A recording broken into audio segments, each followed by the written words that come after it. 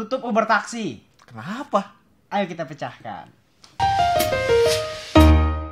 Welcome to Crackling Indonesia. Bertemu lagi sama gue, Boy Mleno dan Evan Jordan.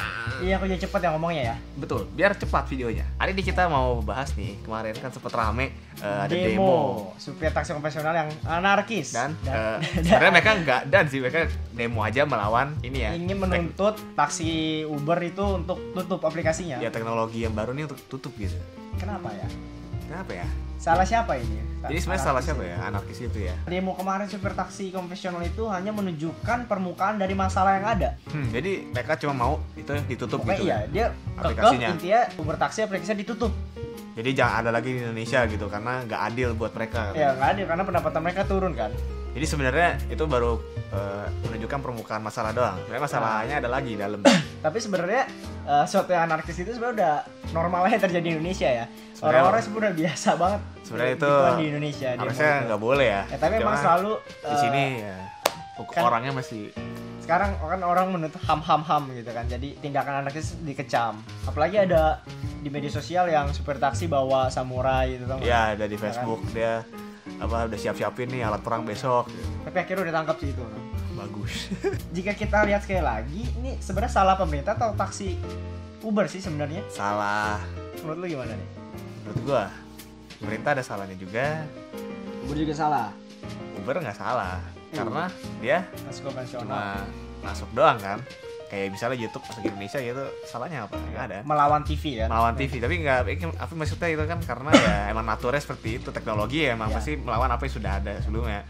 Nah, yang salah mungkin taksi konvensionalnya, ada juga pemerintahnya, tapi kita lihat dulu apa aja kesalahannya. Jadi kesalahan pemerintah pertama adalah mendiamkan fakta bahwa taksi Uber yang modern itu nggak memiliki regulasi, dan pemerintah nggak membuat regulasi untuk yang jelas untuk angkutan umum seperti itu.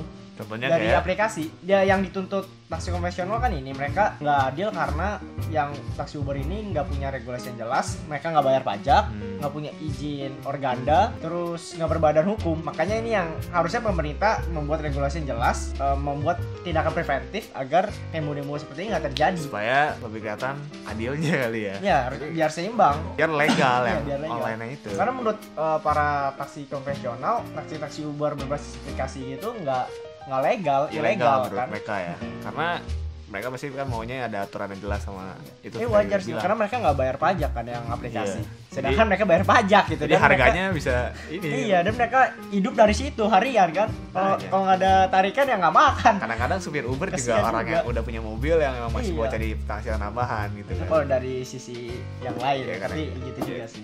Jadi kesalahan kedua adalah respon dari pemerintah itu ya. Jadi kan ada menteri komunikasi dan informatika dari menteri perhubungan. Jadi mereka itu berdua itu pengen nutup aplikasi Uber atau kayak Grab Car gitu. Karena dan itu salah. Kenapa? Sebenarnya itu bukan tindakan yang benar. Kita nggak bisa melawan perkembangan zaman. Jadi kita nggak bisa kalau ada ini masuk tutup itu nggak bisa.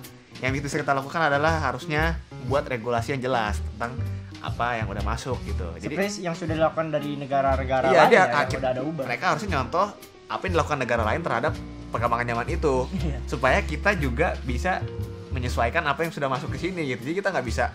Jadi intinya adalah peraturan kita ini, hukum kita harus ikutin perkembangan zaman. Seperti kerabat kita bilang, hukum harus responsif. Bukan zaman mengikuti hukum kita.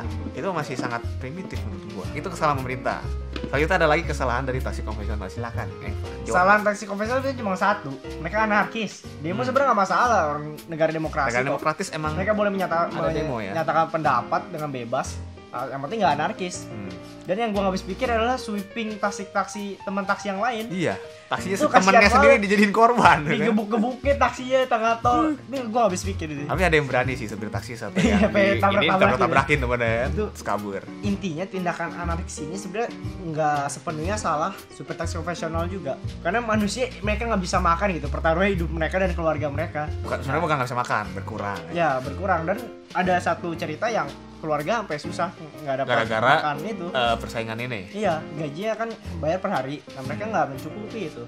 Nah, sebenarnya ada setengah dosa pemerintah juga yang nggak cepat mengambil tindakan untuk membuat regulasi yang jelas. Hukum harus responsif terhadap teknologi, pemerintah semua Betul. harus siap dengan adanya ini apa perkembangan teknologi karena ini 2016 ya mau nggak mau kita harus bersaing secara global. Dan pasti juga. kedepannya pasti banyak lagi yang Ya, akan menyangkut lebih teknologi yang pasti bertentangan dengan yang profesional. Bukan hanya di bidang transportasi pasti nantinya, Iya, di bidang pasti makanan lebih atau banyak apa semua berkembang. makan akan Betul, ada betul. yang bikin memudahkan gitu loh. Iya, contohnya TV tadi ya. TV kayak YouTube sama TV ya itu mungkin sebentar lagi kita nggak tahu. Ketinggalan zaman sih TV sekarang. Makanya kita bikin YouTube dan nggak rame juga, ya udah kita ke TV aja yuk. Kita ke TV aja. Ya YouTube aja nggak laku mau TV. Sebelum tutup video ini, Kami ingin mengucapkan terima kasih udah menonton video ini. udah like dan komen. Komen dan subscribe. Kalau kalian punya pendapat lain silakan tulis di komen bawah. Mungkin ini kan versi kita ada Ini versi kita, Kalau kalian punya versi kalian yang sendiri silakan. Dan mungkin Kita bisa punya solusi ngobrol-ngobrol. yang lebih cerdas kan? Kita Boleh bisa aja. ngobrol-ngobrol di komen, oke? Oke, segitu aja. Stay cracking. Salam crackers. Cek, Cek cek, cek tingkum tingkum priang.